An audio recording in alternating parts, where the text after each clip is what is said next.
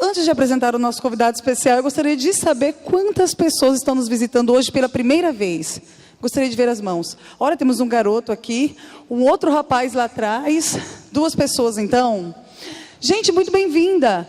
Ai, a Aninha, que eu já conheci lá fora. Tudo bem, Aninha? Muito bem-vindos, viu? Eu quero que alguém do lado, por favor, cumprimente-os. E agora eu quero saber também quem está nos visitando, mas não é a primeira vez. Acho que tem bastante, né? Tem gente que já não levanta mais, eu até gosto, porque já se sente de casa. Eu acho isso muito legal. Gente, muito obrigada pela visita de vocês. Como o pessoal já disse aqui do Louvor, estaremos com essa programação até domingo, todos os dias às 7h30 da manhã, só os sábados, que é... Eu falei de manhã? Oh, gente, eu tô grávida. Mas olha só, deve ser isso. Então, às 7h30 da noite, às 19h30, tá? Só sábado de manhã, que vai ser às 9 da manhã. Da noite. Mas para mim é um grande prazer convidar este pastor, o pastor Judson Lino. Ele é da Mineira Sul, Associação Mineira Sul. Um pastor que é grande amigo nosso, que há 3 anos atrás esteve conosco, né, pastor? Deu na nossa cara, mas a gente está aqui para levar de novo, porque nós só queremos crescer em Cristo. É contigo agora, pastor. Obrigado, querida. Boa noite, irmãos. Tudo bem com vocês? Eu confesso que é uma alegria poder estar aqui. Eu estou viajando desde as 9 da manhã, porque o Juiz de Fora aqui é meio complicado, então tem que ir para o Rio e tal. E a minha oração durante todo o trajeto era, além de Deus proteger, né? Porque você vai viajar de avião, a menos que você tenha asa, é bom que Deus proteja, né? Então, mas também que valesse a pena a minha vinda para cá. Querendo ou não, é um dinheiro que a igreja investe, né? Tem locomoção, tem tudo isso. E é um tempo que você investe em vir à casa do Senhor. Então minha oração é, Senhor, que realmente valha a pena estar lá. Eu queria pedir desculpa por não estar de gravata. Não que a gravata faça diferença em termos de pregar ou não, tá bom? Para ficar claro aqui. Mas é porque nós chegamos, o voo para cá atrasou, porque tem muita chuva aí no caminho. Para vocês terem noção, a 60 quilômetros aqui de Cuiabá, nós estávamos voando a 10.978 metros, ou seja, praticamente 11.000 metros. E estávamos dentro de uma nuvem de chuva, a gente não via nada. Você consegue imaginar uma nuvem com 11 quilômetros de altura de chuva? Então assim, aqui pertinho, e lá em São Paulo o avião atrasou para sair e tal. Então nós chegamos muito em cima da hora, e eu falei com o Ricardo, com a Amanda, que eu preferia vir para cá, mesmo sem colocar uma gravata, e amanhã a gente vem mais do jeito certo, tá bom? Queridos, eu queria também aproveitar aqui e convidar aqueles que estão nos assistindo pela internet, né? Que eles fiquem sabendo, nós estaremos aqui todas as noites, viu? A Amanda falou que de manhã não tem nada a ver com gravidez, não. Esse é o Gadernal vencido, aposta. Mas nós estaremos aqui toda noite, 7h30. Se você que está nos vendo aí pela internet quiser, será um prazer. E você que está aqui também, espero que venha todas as noites. Eu queria fazer só um pedido para você, de maneira especial. Queridos, hoje é um dia de quarta-feira. Normalmente, aqueles que talvez não saibam, né? Então, quem sabe a primeira vez aqui, é um dia que a gente faz muitos pedidos de oração, agradecimentos também. E às vezes, eu não sei aqui quantos têm o hábito, às vezes nós não anotamos isso, né? E normalmente isso aí dura até quinta-feira, quando muito, sexta-feira, não é? Quem é que se lembra dos pedidos aqui no sábado, no domingo? Então eu queria fazer um pedido para você, a partir de hoje. Se não der hoje, amanhã cedo. Faça uma agenda de oração. O que é uma agenda de oração, pastor? Um caderno. Aí você começa a anotar aqui o nome da sua família, depois o nome dos seus familiares, primos e tal, tios, dos seus irmãos de igreja, de quem te pede oração. Eu comecei minha agenda de oração e eu tinha uns 300 nomes. Essa igreja faz parte da minha agenda de oração. Mas aqui eu não tenho por nome das igrejas que eu pastoreei estão lá nessa agenda de oração por nome, que é o que Deus espera, que a gente ore pelas pessoas por nome. Então, monta a sua agenda de oração. A minha eu comecei com cerca de 400 nomes de famílias representadas ali. Hoje já passa de 1000. Quando você notar, queridos, e olha para vocês verem como é que são as coisas. Um dia, eu não fazia isso e Deus começou a me incomodar, eu comecei a fazer. Quando eu oro pela pessoa, depois que eu termino meu momento de meditação e de oração, eu mando uma mensagem, se eu tiver no Messenger ou no WhatsApp, se eu tiver um dos dois. Aí mandei para um rapaz, é um amigo meu de infância, tem 30 anos que eu não vejo esse rapaz. Aí mandei para ele, falei: Adelso, orei por você hoje, que Deus te abençoe e tal, você faz parte da minha agenda de oração. E tá bom, terminei a oração assim, falei para ele nessa fala. 2 dias depois ele me respondeu, falando assim: a maioria aqui já me conhece, sabe, eu tenho um apelido de judeu, e esse é um amigo de infância, me chama só de judeu. Judeu, quando você for orar, ore pelo meu filho, Brian. Tá bom, esse cara está nos Estados Unidos, né? Tá bom. Não colocou motivo, eu respondi para ele: vou orar pelo Brian de maneira específica, mas tem algum motivo a mais que você queira que eu ore a Deus por ele? Ele só colocou assim: não, só isso. Tá bom. Tempo passou, depois de sei lá quanto tempo, eu passei de novo na agenda. Como é que eu faço na minha agenda de oração, queridos? Isso é uma sugestão, você vai ver que a sua vida de oração muda. Hoje você orou por esses nomes que estão aqui na folha, tem 30 nomes. Amanhã você ora pelos outros, você ora de maneira geral por todos os nomes e cada dia nome por nome de cada folha. Aí passei pelo nome dele de novo, mandei outra mensagem: Adelso, orei de novo por você. E o Brian, como é que está? Aí ele abriu para mim. O Brian é um rapaz que está passando por sérios problemas, precisa de uma clínica de recuperação. Aí ele abriu o coração mesmo comigo. Desse jeito, queridos, foram pelo menos 10 pessoas já assim, num curto prazo de tempo. Ore pelas pessoas por nome. E eu tenho certeza que se a sua oração... E sabe o que aconteceu com minha vida de oração? Minha vida de oração, ela envolvia muito o meu ministério, minha família, as pessoas mais ao meu redor. Hoje, a minha família e o meu ministério ocupam talvez 10% do meu período de oração. Os outros 90% são por pessoas, amigos, vizinhos, conhecidos, parentes, gente que eu encontro no posto de gasolina e começa a conversar, fala que eu sou pastor, pede oração, eu pego o nome, pego o telefone. Faz isso. O mundo está assim de gente, sofrendo, assim. E às vezes a gente se concentra tanto só no nosso umbigo, tá bom?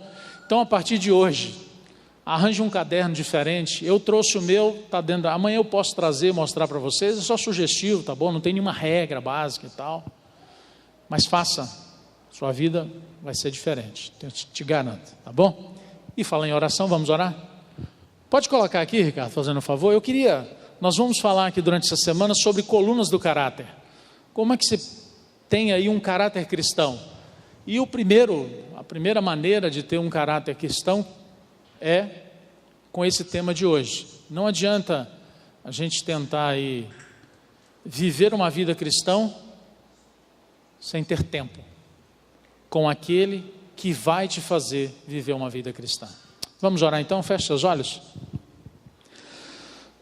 Pai bondoso, a nossa gratidão ao Senhor pelo que Tu és, um Deus de amor, um Deus de graça e um Deus de misericórdia. Um Deus com as mãos estendidas para nos alcançar e nos salvar. Portanto, muito obrigado primeiramente por quem Tu és. E muito obrigado pelas incontáveis bênçãos que o Senhor nos tem dado cada dia.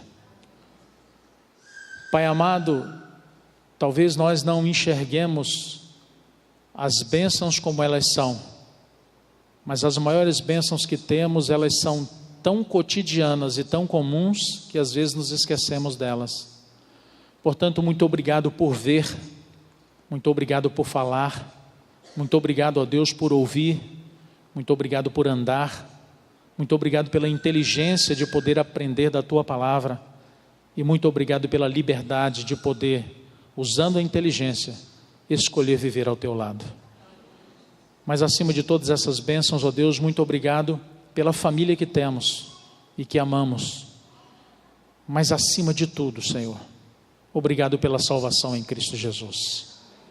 Nós abriremos a Tua palavra, ó Deus, Gostaríamos de que o Senhor fizesse a gentileza de estar conosco, de nos falar ao coração, de nos trazer para mais próximos do Senhor, de não permitir, ó Deus, que andemos vagueando longe da Tua presença. Portanto, esteja conosco nessa noite, encha esse templo e as nossas vidas, e fala-nos ao coração. Perdoe os nossos pecados, perdoe os meus pecados, e que nada, ó Pai, possa atrapalhar esse culto de adoração ao Teu santo nome. É o que lhe pedimos, lhe agradecemos, em nome de Jesus. Amém, ó Pai. Pode passar, Ricardo, fazendo favor. Está dando para você ver legal aí? Está dando para você ver um cidadão voando ali?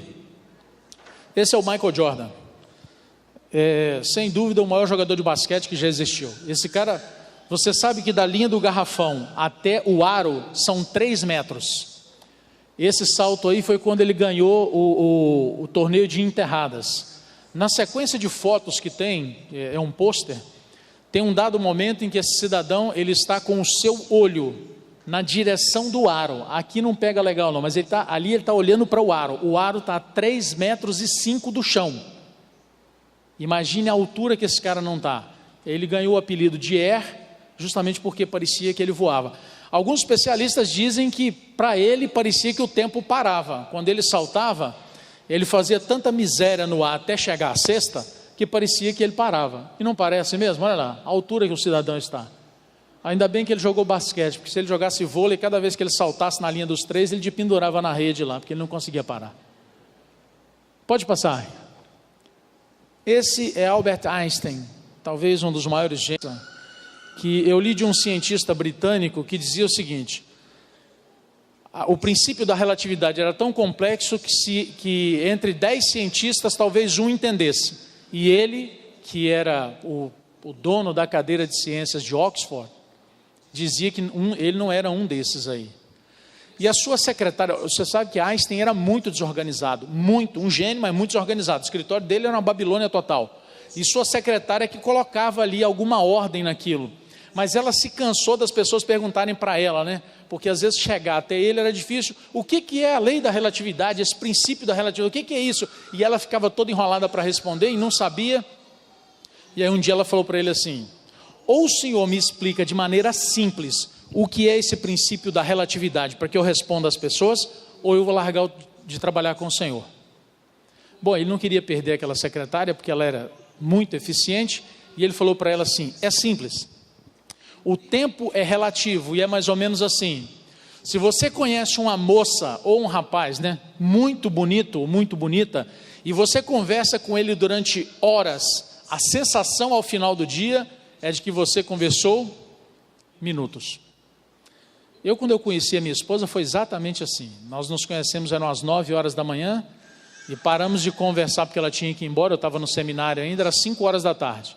A impressão que eu tive é que voou. Aí Einstein continuou dizendo o seguinte: pegue esse mesmo rapaz ou moça que conheceu alguém muito interessante e coloque sentado em cima de uma chapa quente. E ele vai ficar ali alguns segundos, mas terá a sensação de que foi o quê? Uma eternidade. É igual a gente esperando em ponto de ônibus, já viu? Ponto de ônibus, a gente acredita que passou tudo quanto é ônibus possível, menos o que a gente queria. Isso é o tempo. Para ele, o tempo era relativo, não podia ser medido da mesma maneira, da mesma forma em todos os lugares e tal. O tempo varia de acordo com as situações. Pode passar. Quando eu era pequeno, eu estou com 48 anos, para você não começar a fazer conta aí, faço 49 no fim do ano agora. O meu pai, a gente era uma pobreza danada, né? Mas meu pai, ele tinha um sangue muito forte para troca. Eu nunca vi um negócio daquele. Então troca daqui, troca dali, não sei se você conhece alguém assim. Tinha, agora ele não tem mais não. E um dia ele comprou uma televisão desse tipo aí assim, Colorado RQ. Já ouviu falar? A gente ligava a televisão e ia para a cozinha preparar o lanche. Porque ela ligava o seguinte, ela aparecia uma luzinha azul no meio dela. Aí a gente ia preparar o lanche, quando a gente voltava, ela abriu a imagem. Aí a gente sentava. Aí quando você sentava, você olhava e falava assim: mas esse programa não presta não. Aí você ficava orando a Deus para ver se passava alguém lá perto para mudar o canal para você, né? Interessante como é que o tempo passa, é que hoje a gente tem o controle na mão, né? E quando o controle demora para responder, a gente já quer orar porque o controle está endemoniado, não é? Controle encapetado, passa o canal, não é assim? E naquela época, quando você desligava a televisão, ela sumia o azulzinho e ficava ali iluminando a casa escura, uns 40 minutos até apagar de tudo. Olha o tamanho da válvula que tinha ali. Mas nessa televisão, eu vi, pode colocar, eu vi isso aí um dia. Amigo, a propaganda era o seguinte, vinha um menino, um danado de um menino correndo, e ele quicava em frente a um muro, quem tem a minha idade que lembra disso, um muro, uma parede, sei lá, tinha uns 5 metros e caía do outro lado, a gente ficava assim, eu quero um negócio desse para mim. Quem tinha Quixote, queridos, Quixote tinha um cadastro grande, o Quixote era o Nike de hoje, viu? O cara amarrava na canela para todo mundo ver que era Quixote. Porque se amarrasse debaixo do Quixote não tinha graça, todo mundo tinha que notar que era um Quixote de longe, ele ficava parecendo essa sandália feminina aí hoje, essa, como é que é, espartana, romana, sei lá, gladiadora, ficava parecendo isso, amarrado até aqui em cima, mas a gente era muito pobre, eu nunca tive um desse aí não, viu? Eu estava conversando com o Ricardo, ele também tem esse trauma, né? Nunca teve um desse, isso era coisa de gente rica, rapaz, isso aí se o cidadão tivesse um negócio desse, até para casamento ele é perigoso ir com um negócio desse. Mas nessa bendita televisão eu vi uma outra coisa. Pode clicar aí. Hoje lá em casa, eu quase não tomo mais leite, né? Mas quando eu tomo leite, ele fica da cor desse forro aqui do banco que você está sentado aí. Quando eu era menino, isso aí apareceu, a gente chegava a salivar, né? Mas na pobreza danada, o pai comprou o Toddy, comprava, né? Mas sabe essa colherzinha, aquela de chá? Era uma daquela em quase meio litro de leite. Aquilo nem mudava a cor, mas a gente chegava na escola desse jeito assim, tomei Toddy hoje. Meu irmão, aquilo era uma tiração de onda danada. E eu ficava pensando assim, quando eu crescer, quando eu começar a trabalhar, o meu primeiro salário eu vou comprar uma lata de Toddy, vou sentar numa calçada e vou comer ele todo. De tanto trauma que eu tinha, porque não dava para tomar um chocolate mesmo, né, quente. Mas o tempo passou, eu comecei a trabalhar, eu nem me lembrava desse detalhe. Pode passar, Ricardo. Você ouve falar hoje de Neymar, de Messi? Você consegue contar daí? Ali no meio, lá no cantinho, com a bola, está o Garrincha. No ângulo dessa foto aí, que deve ter 4 por 5 metros, 20 metros quadrados, tem 8 jogadores de uma outra seleção. Isso é um jogo de Copa do Mundo. Não é uma pelada de cantinho de rua, não. É um jogo de Copa do Mundo. Se tem 8 jogadores no raio tão pequeno como esse, sobraram mais quantos para marcar o resto dos jogadores do Brasil? 2 na linha e 1 no gol. Esse era o Garrincha. Eu não sei se tem vascaína aqui não, mas se você procurar na internet, tem uma foto do Garrincha, que ele está indo em direção a 5 jogadores do Vasco. Na sequência de fotos, depois tem 4 deitados e ele indo na direção do outro. Esse homem foi tão fenomenal, que durante a Copa de 58, dizem que a rainha da Suécia pediu para que fosse levado à frente dela e fizesse um pequeno furo nele para ver se ele tinha sangue, porque ela não acreditava que ele era humano. Ele tinha as pernas assim, ó, desse jeito. Ele fez teste em vários times e todo mundo, quando olhava, falava assim: o cara é aleijado, vocês estão trazendo um aleijado para fazer teste no meu time, vocês estão ficando louco? Esse cidadão assombrou o mundo. Quando o Brasil ganhou a Copa de 58, um jornal da França falou assim, colocou na manchete dele, o maior jornal da França: os deuses de vez em quando vêm à terra, e desta vez vieram à terra na forma de um jogador com as pernas tortas. Essa era a matéria. Mas ele passou. Dá mais um clique, Ricardo. Alguns anos atrás, queridos, domingo de manhã a gente tinha um compromisso. Porque o nosso senso, a nossa autoestima crescia aos domingos de manhã. Porque a gente sabia, poderia até acontecer aí de não tocar aquela musiquinha famosa ao final da corrida. Mas de uma coisa a gente tinha certeza, a gente tinha um guerreiro lá, que ia lutar como um louco para ganhar a corrida, Ayrton Senna. Esse ano completou 22 anos que ele faleceu. Pode passar, Ricardo. Isso aqui é mais novo. Quando lançou o iPod, era coisa de gente rica, ter não sei quantas músicas no aparelhinho, né? Aquilo era artigo de consumo. E o celular?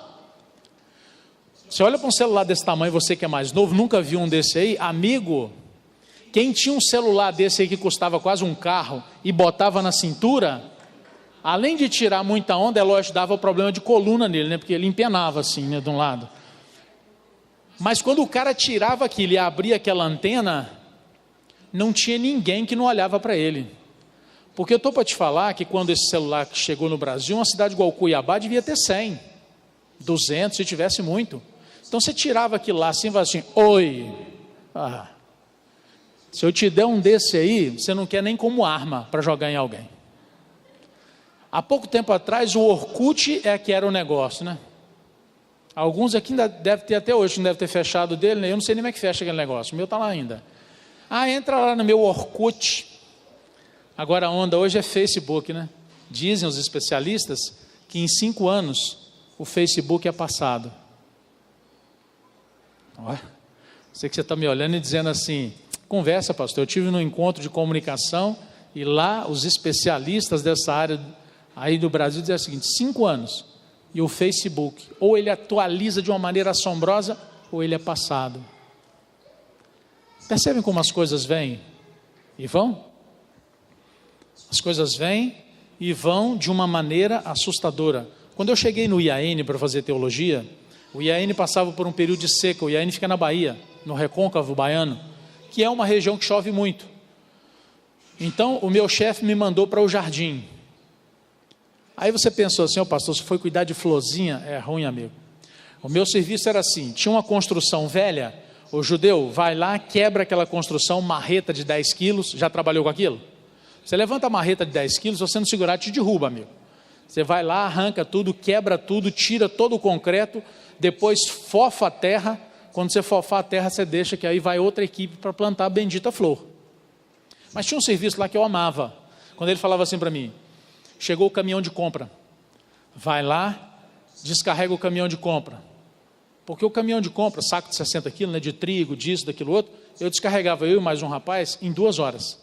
Então se eu começasse 7h30, 9h30 eu estava no quarto, tranquilinho, de boa. Eu trabalhava de 6 e pouco até 11h30, meio-dia, então imagina 2 horas eu estar no quarto. Pegava saco de 60 quilos, querido, igual se pega um violão desse aqui, botava aquilo nas costas e tum. Hoje, quando eu olho para um saco de 60 quilos, minhas colunas já dói. Só de olhar para ele, ela já dói, não aguento mais. Você já parou para imaginar a sua vida? Quem é pai aqui vai entender bem o que eu vou falar. Há pouco tempo atrás eu pegava meu filho maior, aqui assim, a cabeça ficava aqui, o corpinho terminava aqui, segurava ele aqui. Hoje ele está do meu tamanho. E eu olho para isso e penso assim, puxa vida, onde é que foi parar isso aí? Você que é pai e mãe, para e pensa, não é assim? Onde é que foi parar isso aí? Como é que é isso? Pode passar, Ricardo, fazendo um favor. Essa é a história, não abra a Bíblia ainda não, vou te dar o contexto aqui para você entender quando a gente for ler. Todas as nações do passado vieram com um pensamento de que o rei, o seu líder maior, era Deus. Ele era Deus, então ele era eterno e tal. Muita coisa foi feita em homenagem a esses reis, para que na outra vida, eles vivendo eternamente, tivessem conforto e tal, por isso até as pirâmides foram construídas, né? E uma opção de outras coisas. Bom, esse rei dessa história aí é um cara muito sábio, talvez um dos maiores gênios que já passou na terra, Nabucodonosor. Nabucodonosor, analisando a vida e entendendo que ele era, como era rei, ele era um Deus, mas ele não conseguia, tinha a mesma força que ele tinha quando era mais novo, e ele preocupado com o futuro, ele preocupado, mas vem cá, se eu sou eterno, daqui a 100 anos, como é que estará meu reino? Daqui a 200 anos, como é que estará meu reino? Vocês sabem que Babilônia foi um reino tão gigantesco, tão lindo, tão maravilhoso, tão espetacular, que quando Deus quis escolher uma cidade na terra para comparar com a Nova Jerusalém e fazer um contraponto, ele escolheu Babilônia. Então você imagina, Deus não escolheu Babilônia por falta de criatividade, ele escolheu porque foi uma das cidades, se não a cidade mais linda que já teve nessa terra, por causa desse homem, que era um gênio, que construiu há 600 anos antes de Cristo, uma cidade que tinha um rio que cortava essa cidade ao meio, como aqui. Só que ela tinha, nesse local do rio, uma ponte de quase 800 metros. Deu para você entender? O Cuiabá não tem isso. Com um detalhe, essa ponte, o meio dela fazia assim, para que se a cidade fosse invadida do lado de cá, ninguém passasse para o lado de cá e vice-versa. Isso 600 anos antes de Cristo. Por quê? Porque esse homem era um gênio, se cercava de gênios. E um dia ele foi dormir, preocupado, meu reino, e o meu reino. Não sei se você sabe, mas o templo de adoração a algum tipo de Deus, mais alto construído até hoje, foi construído por ele. A sua torre chegava a ter 200 metros de altura. Você sabe o que é 200 metros de altura? Não sei se aqui em Cuiabá tem um prédio de 200 metros de altura. 600 anos antes de Cristo. Esse homem dormindo preocupado, o que vai ser amanhã? Qual vai ser o futuro? Meu reino. Ele tem um sonho. Você conhece o sonho? E eu queria ler com você, rapidamente aqui, o que diz Daniel, capítulo 2. Abra sua Bíblia aí, se você está ao lado de alguém que não tem Bíblia, coloque aí à sua disposição. E eu queria instar você a trazer sua Bíblia todas as noites.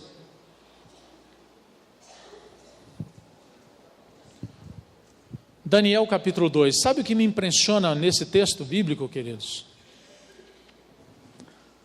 É que o futuro do planeta Terra, Deus revelou a um homem pagão. O senhor me ouviu aí? Ah, pastor, Deus deu essa profecia aqui para poder falar para a igreja dele no fim dos tempos. Nós não podemos ser infiéis ao texto bíblico. E nós vamos ler que você vai entender. O texto bíblico e a história foi dada a um rei pagão. E que é lógico, serve para mim e para você. Daniel capítulo 2, versículo 24. Vamos ler o 24 em diante. Por isso Daniel foi ter com Arioque, ao qual o rei tinha constituído para exterminar os sábios de Babilônia. Entrou e lhe disse: não mates os sábios de Babilônia, introduz-me na presença do rei, e revelarei ao rei a interpretação. Então Arioque depressa introduziu Daniel na presença do rei e lhe disse: achei um dentre os filhos cativos de Judá, o qual revelará ao rei a interpretação. Respondeu o rei e disse a Daniel, cujo nome era Beltesazar: podes tu fazer-me saber o que vi em sonho e sua interpretação? Respondeu Daniel na presença do rei e disse: o mistério que o rei exige, nem encantadores, nem magos, nem astrólogos o podem revelar ao rei. Mas há um Deus no céu, o qual revela mistérios, pois fez saber ao rei Nabucodonosor o que há de ser nos últimos dias. O teu sonho e as visões da tua cabeça, quando estavas no teu leito, são estas: estando tu, ó rei, no teu leito, surgiram-te pensamentos a respeito do que há de ser depois disso. Aquele, pois, que revela mistérios, te revelou o que há de ser. E a mim me foi revelado este mistério, não porque haja em mim mais sabedoria do que em todos os viventes, mas para que a interpretação se fizesse saber ao rei, e para que entendesses as cogitações das tuas mentes. Posso te falar uma coisa dura? Agora, posso? A Amanda já falou que eu vim aqui e dei pancada para caramba. Posso te falar um negócio duro? Posso ou não? Sim ou não? Amigo, eu não sei se você crê em astrologia. Não sei. Tem gente que não vai para o trabalho sem ler o que o signo diz. Astrologia, cartomante, necromante, tudo quanto é coisa desse tipo de adivinhar futuro, nasceu ali. Esses sábios que a Bíblia diz, que estavam ali comendo na mesa de Nabucodonosor, eram essas pessoas. E Nabucodonosor teve um sonho, e Deus fez com que Nabucodonosor esquecesse o sonho. E ele pediu para as pessoas o que eu sonhei e a interpretação. E eles não sabiam dizer. E seriam todos mortos. Agora você pode dizer, mas pastor, essas pessoas sabem o futuro. Querido, você sabe, é só você usar a lógica agora.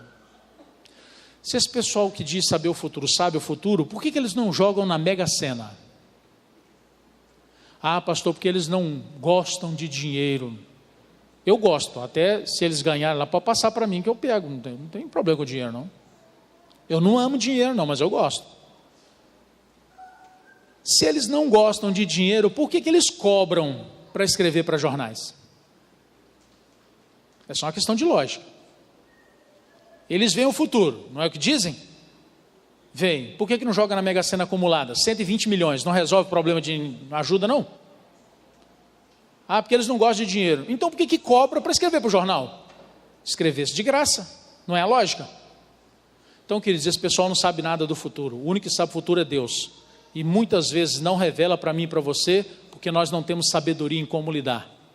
Bom, o rei então levanta, doido com aquele sonho, não consegue lembrar de nada, mas ele estava atribulado, chama os sábios, o que eu sonhei? Ah, isso é impossível, como é que eu vou saber o que o senhor sonhou e tal? Então vou mandar matar todo mundo. Aí entra Daniel. Queridos, Daniel tem aqui um negócio muito interessante de Daniel. Primeiro, ele é ousado. Ele fala para o Arioque assim, não é assim não, fala para o rei lá que não é assim não manda matar. Não é assim não, rapaz. Aqui tem servo de Deus, manda falar com ele lá. Ousado. Volta lá, fala para os amigos dele, o negócio vai pegar para o nosso lado. Nós vamos ser mortos. Vamos orar aqui, porque Deus precisa fazer alguma coisa. Porque senão, nós vamos ser mortos mesmo. E aí, quando ele está na presença do rei, eu gosto muito do que ele fala aqui. Vocês sabem, eu não sou especialista em português não, mas quem é aqui sabe. O sujeito dessa história é Nabucodonosor, não é Daniel. Você vê que Daniel, quando se apresenta, fala assim, rei, o senhor foi dormir preocupado com o que há de ser. Deus te deu um sonho. E eu vou te dizer por que é o sonho.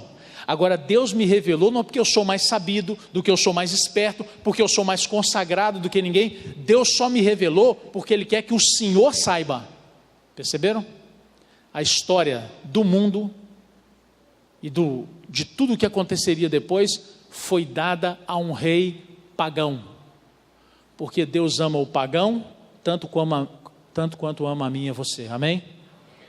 Ele não importa o título que você e eu tenhamos.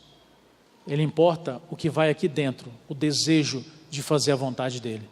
Nabucodonosor era um pagão que construiu em Babilônia 930 altares de adoração ao seu Deus, porque acreditava estar adorando ao Deus verdadeiro. Era um homem extremamente religioso. Bom, e aí Daniel vai lá e fala para ele, olha, o senhor estava olhando para o horizonte e eis que apareceu uma estátua, linda e maravilhosa, a cabeça de ouro, porque nenhum reino será como o teu. Que reino era esse, queridos? Me ajudem aí. Pode falar. Que reino era esse? Babilônia. Depois o peito de prata, os dois braços e tal, representando a Grécia, a Medopérsia. Depois da Medopérsia, o ventre aqui de bronze, representando a Grécia. Depois as pernas de ferro, que representavam o Império Romano, que era realmente como ferro. E depois os pés de ferro e barro, que não se misturam, representando as nações que surgiriam depois do Império Romano ali, Roma e suas nações, o que é hoje a Europa. Está ali,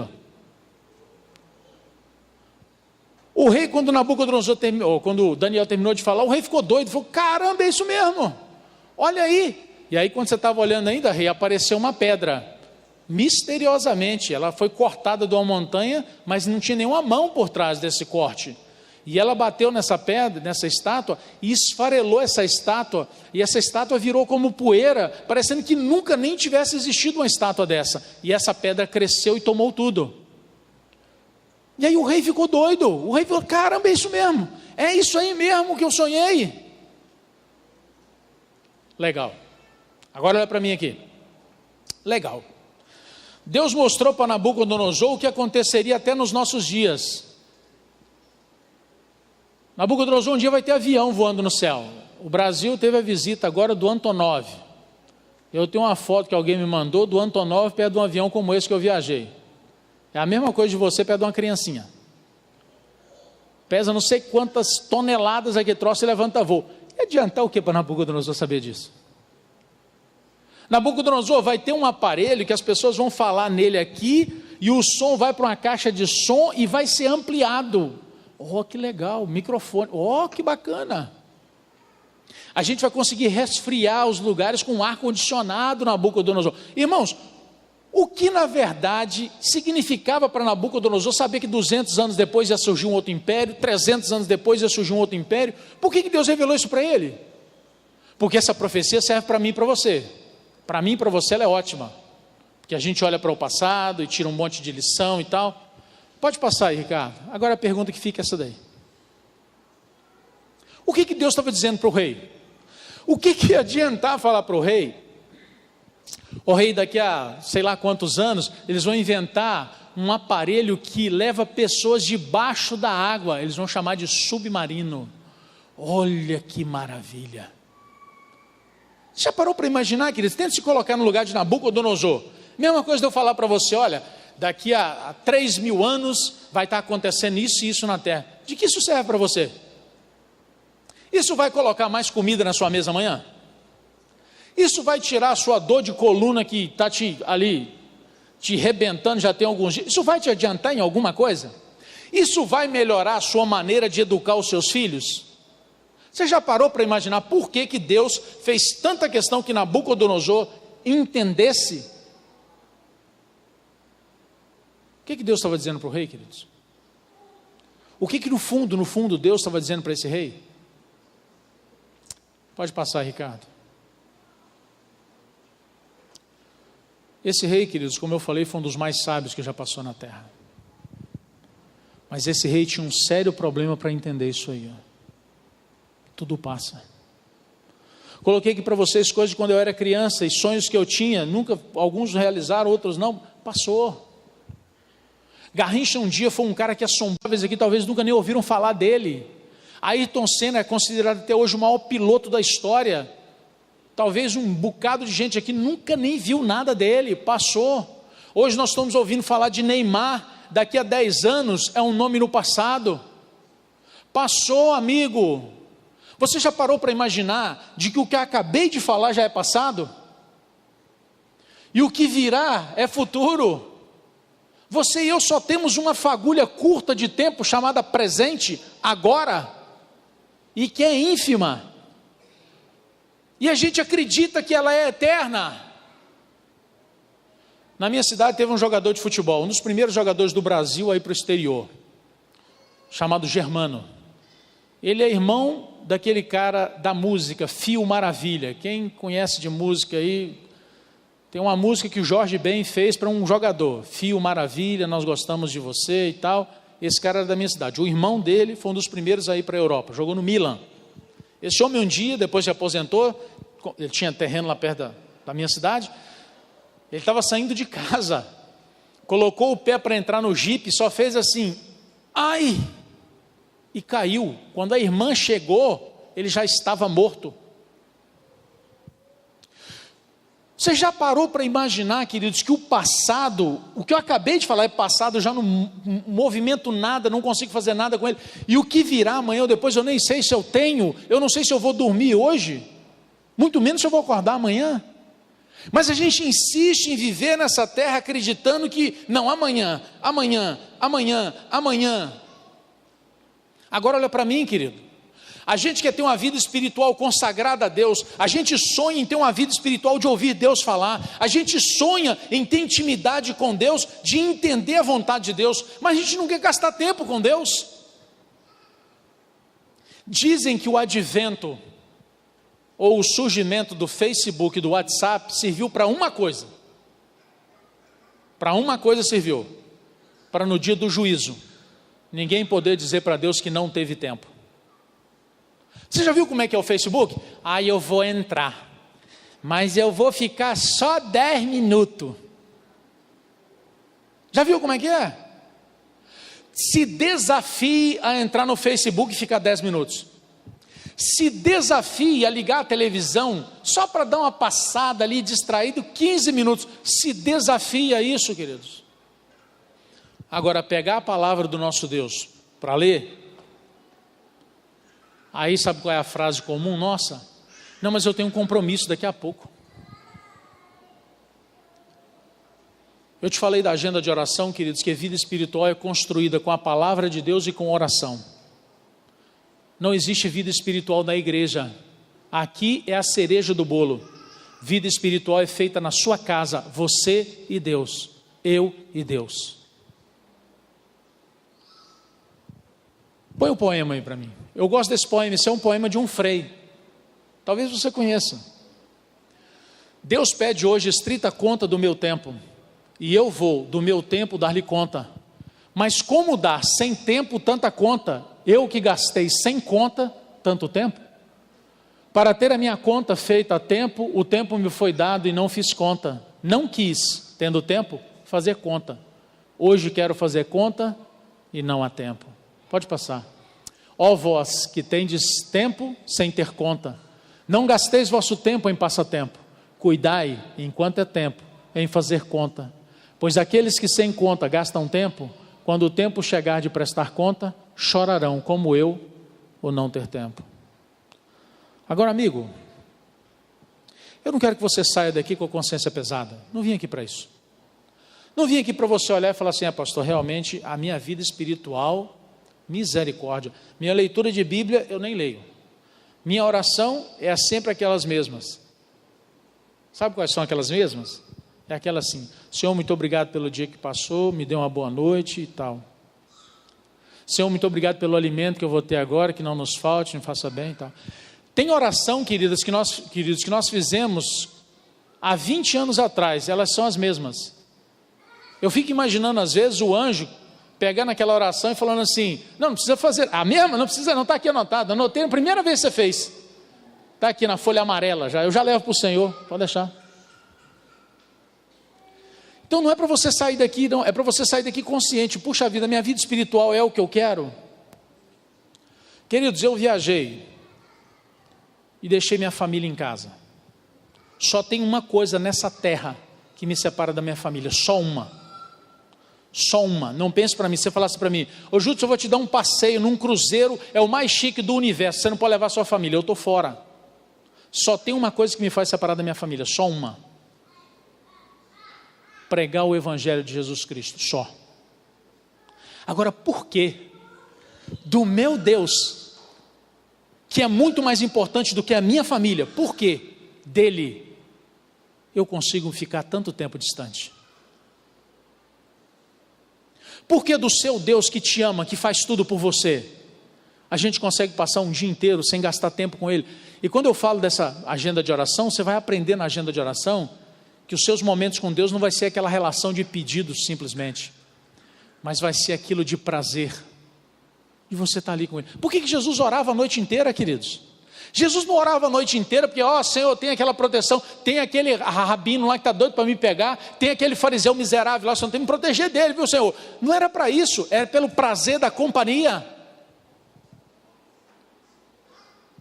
Sabem, queridos, eu vou falar durante essa semana sobre alguns detalhes da vida espiritual que a gente às vezes se engana sobre ela. Mas se você quer ter um caráter cristão, o seu primeiro passo e o meu primeiro passo é tempo com o nosso Deus. Para ilustrar, para você entender. Digamos que aqui na terra eu vivia minha vida na minha correria, porque a gente é assim, né? Pastor, eu não tenho tempo. Não é essa a frase? Ou é só eu que tenho essa frase na minha vida? Há poucos dias atrás passou um furacão na Flórida. Vocês lembram? Evacuaram 2 milhões de pessoas. Aí você imagina, era um fim de semana, eu tenho o casamento de 15 anos da minha filha. Está tudo pago, programado. E o que o governo veio falando com você? Sai fora. Mas eu tenho o meu casamento, vai ser naquela capela central lá de Miami, top, é onde o furacão vai passar, mas Deus vai dar um jeito. Vaza. Você percebe que quando a natureza vem, quando alguma coisa superior vem, não tem esse negócio de não ter tempo? Vou te dar um outro exemplo. A gente está bem, está em família, está bem, alguém da família da gente dá um AVC e vai para o hospital. O que acontece com a sua agenda e com a minha agenda? O que acontece com ela? Então, queridos, o tempo é seu e meu, é a gente que escolhe. Agora eu vou voltar para a ilustração para você entender. Eu aqui na terra vivi com essa desculpa, não tinha tempo e tal, parará, estou correndo. Deus sabe, pastor, Deus sabe, aleluia. Deus conhece, oh glória, Deus conhece, pastor. Tá bom. Meu tempo aqui com Deus era 1 minuto, 2, 3. Aí eu chego no céu. Porque tem gente achando que a glorificação Deus vai transformar tudo. Ele não vai. O que está aqui não vai ser transformado não, amigo. O que vai ser transformado é essa máquina cheia de parafuso, igual o meu caso, num corpo que não tem parafuso. Aí eu chego no céu, beleza. Um dia inteiro na presença do Senhor. Uma semana inteira na presença do Senhor. Está ficando ruim. Quando tiver um mês que eu estou lá, queridos, todo dia na presença do Senhor, eu vou olhar para ele e falar assim, o Senhor é muito chato, hein? Pelo amor de qualquer coisa, o que é isso? O tempo inteiro perto da gente? Um dia, no interiorzão, igual eu fui criado, aconteceu um velório. Você sabe que todo mundo quando morre é santo, né? Já viu? Aqui é assim também? Porque lá em Minas é assim. Tem mineiro aqui? Quem é mineiro aqui como eu? Levanta a mão. Os mineiros sabem como é que é. Morreu lá em Minas é santo, né? Ai, que homem bom. Nossa, esse homem era bom toda a vida. Nem o diabo está querendo, mas depois que morre é bom. Aí morreu, está lá todo mundo ao redor chorando, aquela doideira, aquele negócio todo. Ai, o fulano de tal foi para o céu. Ai, que o fulano foi para o céu. Fulano foi para o céu. Todo mundo falando a mesma coisa. Aí chegou um menino, né? Menino de roça é gaiato. Você conhece essa expressão gaiato? Conhece, não conhece? Menininho veio, passou em volta do caixão, de um lado para o outro, olhou e falou assim, o vô não foi para o céu não. Quase espancaram o menino, né? Menino tentado, fala besteira aqui, agorando o seu avô. Não, o vô não foi para o céu não. Menino, por que seu avô não foi para o céu? Porque é simples. Para qualquer lugar que o vô fosse viajar, 2 meses antes ele começava a falar, 3 meses antes ele começava a falar e falava daquilo todo dia. O vô nunca falou do céu? Você está indo para o céu, eu estou indo para o céu. Agora o tempo que eu gasto com o Senhor do céu hoje é desse tamanhozinho. E eu estou me iludindo de que um dia eu vou chegar no céu e vou amar ficar no céu. Se eu não amei ficar na presença do céu, que é o Senhor Jesus. O céu não é um lugar, queridos, ele é um lugar, mas o céu só é um lugar por causa de uma pessoa, o nosso Salvador. E eu não passo tempo com ele hoje e estou me iludindo de que eu vou amar ficar no céu. Queridos, Jesus Cristo para quando você e eu só olhamos para ele dizendo assim, estou aqui. Que Deus abençoe sua vida. Você quer ter um caráter cristão? Tudo está passando na sua vida. Vai esperar chegar um momento em que Deus tenha que olhar do céu e falar assim, filho, eu vou ter que dar uma parada na sua vida, tirar a sua agenda para eu me introduzir na sua vida, porque senão não dá. Mas eu não queria que fosse assim. Eu queria que você aprendesse a viver o seu dia a dia comigo. Porque Deus é um cavalheiro, queridos. Ele não entra na sua e na minha vida sem ser convidado, nunca. E é diário, é todo dia, Senhor, eu estou aqui. Eu tenho esses e esses planos, mas toma a minha vida. Entra nela, Senhor. Tu sabes que quando eu estou sozinho, pelo menos assim que eu falo para Deus, tu sabes que quando eu estou sozinho só faço burrada. Então, entra nela, guia. O maior prazer de Deus, querido, é estar do seu lado. O maior prazer de Deus é estar ali ao seu lado, andando contigo, quando é convidado. Você vai fazer o que com o agora que você tem? Vai deixar para amanhã? Olha o tempo, olha a vida. Sentimentos vêm e vão. Entre livros e palavras, procuro por sabedoria.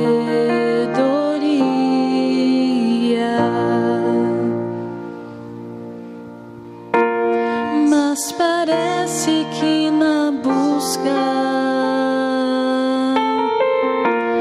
eu me perco por tentar e percebo que sozinho não há como encontrar o teu lugar. Hoje eu quebro o meu silêncio pra te ouvir. Hoje eu sou teu. Hoje preciso amar e ser amado. Hoje eu vou viver. Hoje eu vou viver. Nos meus passos, nos meus atos, tento ser o que não sou. É tão difícil ser exposto, mas a verdade eu preciso.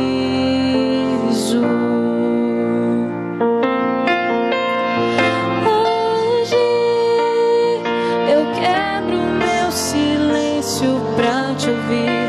Hoje eu sou teu. Hoje preciso amar e ser amado. Hoje eu vou viver. Hoje eu vou viver.